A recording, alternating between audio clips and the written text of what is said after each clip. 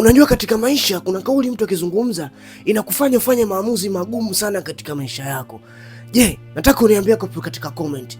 Kauli gani ambayo mtu alishaye kukuambia ikakufanya kwamba ufanye maamuzi magumu katika maisha yako na ukuwahi kutarajia kabisa kuyafanya hayo maamuzi? Haya, mzigo hapo unaanza. Tunamwona bodaboda amekaa hapa. Mshikaji wa kwanza amekuja. Huyu jamaa ni wa mwanzo kabisa, lakini huyu mshikaji wa kwanza alivyokuja akakataliwa, akataka mtu mwingine. Unajua siku nyingine mtu unaweza ukaamka ukahisi unagundu kabisa. Hakaja mtu wa pili. Mtu wa pili naye akataka kupanda bodaboda vile vile. Na ni mtu ambaye anafahamiana naye. Lakini akamwambia hamna mwanangu, mimi nachukua bodaboda ile kule naenda mbele. Mshikaji akaanza kujiuliza, hivi ni mimi hawanioni au kuna namna gani ambapo ipo sawa kabisa? Basi akaona sawa, wenda ni wateja tu, wengine amewazoea. Mara akakaa kidogo, mshikaji wa tatu naye amekuja. Lakini mshikaji wa tatu naye kuja hakutaka bodaboda ile tena. Akafuata bodaboda nyingine. Yaani mshikaji siku yake imekuwa kama ni ngumu. Alichokifanya akaamua kuondoka. Moja kwa moja akarudi nyumbani. Akamkuta mke wake amekaa pale. Mke wake anaanza kumwambia, "Unajua leo nimeamka tangu asubuhi niachia chochote. Kingine nimekaa tu. Nimeenjika maji toka asubuhi pale, lakini hakuna chochote ambacho kinachoendelea. Uliniambia kwamba utatoka utaleta unga na dagaa, lakini mpaka sasa hivi ni kimya. Kwa hiyo mimi nitafanyaje?" Mshikaji akasema, "Kiukweli mke wangu mimi mwenyewe sielewi. Maana nimekaa kwenye kijiwe pale, kila mteja anayekuja ananipita kabisa. Utasema kama leo nimeamka nina gundu ile mbaya. Kwa hiyo tunafanyaje?" Mshikaji akasema, "Bwana wewe jiongeze." Kalili hiyo kauli iliyotumika hapo. Mwanamke akaambiwa jiongeze. Mwanamke akaulizwa kwa mara ya pili, "Kwa hiyo unachoongea unamaanisha au?"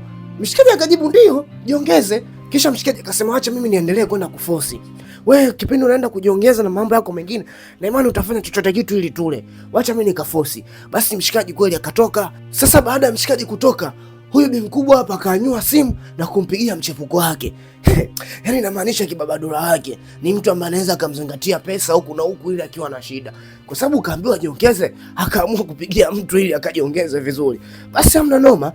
Baada ya kuongea naye akamwambia, "Bwana sikiliza nikwambie, mimi nina shida. Sijala tangu asubuhi. Kwa hiyo nilikuwa naomba unisaidie chochote kitu." Lakini mshikaji kwenye simu akamwambia, "Unajua siwezi kutoa hiko vyovyote, inabidi tuje kufanya kitu ndo nikupe pesa." Huyu bi mkubwa akasema, "Sawa, hamna shida. Mbona ni jambo dogo kwangu hilo."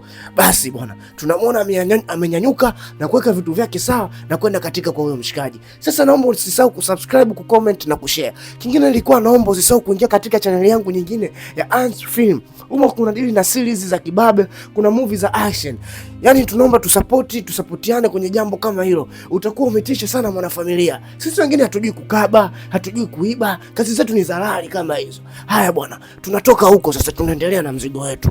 Sasa huyu mkubwa baada ya kujiongeza, tunamwona anatoka ndani kwa kibabadula mmoja hivi. Yaani tayari ameshaenda kuchukua mkwanja na ameshafanya kila kitu ambacho alikuwa anakihitaji. Sasa anamtafutia bodaboda ili arudi nyumbani kwake. Basi mshikaji kipindi anaangalia huku na huku, akamwita bodaboda mmoja. Huyu bodaboda kumbuka ndiye mume wa huyu mama hapa alikuwa humo ndani. Ile kufika pale, mshikaji akawa anamshangaa. Mshikaji bila kuongea chochote, huyu kibabadula hapa akamwambia, "Naomba unipelekee mpenzi wangu kwa mume wake." Akati mume wenyewe ndo huyo bodaboda.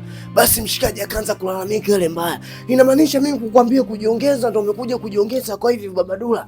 Kisha yule mama akakaa kimya tu. Maana tayari ameshafanya kosa. Na huu unakuwa mwisho wa mzigo wetu. Mshikaji akamwambia, "Basi baki na mtu wako." Mwamba akawasha bodaboda na akaondoka. Sasa Ngadu akabaki naye. Huyo binti akasema, "Bwana mimi nataka niendelee kubaki na wewe. Maana mume wangu kashanikataa." Ngadu kamwambia, "Mimi siwezi kukaa na wewe. Mimi na wewe tumefanya biashara tu. Kwa hiyo naomba uondoke hapa." Mshikaji akaona kama yuko serious sana. Mwamba akapiga simu kwa demu mwingine na chuma kingine kikaingia pale pale. Huo mzigo bwana umeisha na unatufundisha kwamba usimwambie mtu kauli ambazo akaja kufanya maamuzi magumu. Mfano kuna kauli nyingine mabinti wanaweza akatumia kumwambia mpenzi wake, kumbe ndo kauli ambazo zinatumika kuharibu kabisa mahusiano yao. Nikiwa mimi hapa Ants Master, nilikuwa naomba usisahau kusubscribe, kucomment na kushare ili upate vitu vingine vizuri zaidi kama hivi. Na kama kuna kitu ambacho unahisi kabisa tuongeze au kuna kitu kabisa unataka tupunguze, basi tia comment hapo ili tujue tunafanya nini. Na nakumbushia tena, usisahau kusubscribe, kucomment na kushare. Kingine, ingia kwenye channel yangu ya Ants Film ili upate kuona movie nyingine zaidi nzuri na nikali pia. Ni movie zenye action comedy ndani yake na imani utaenjoy na hautojutia kabisa bando lako. Asante.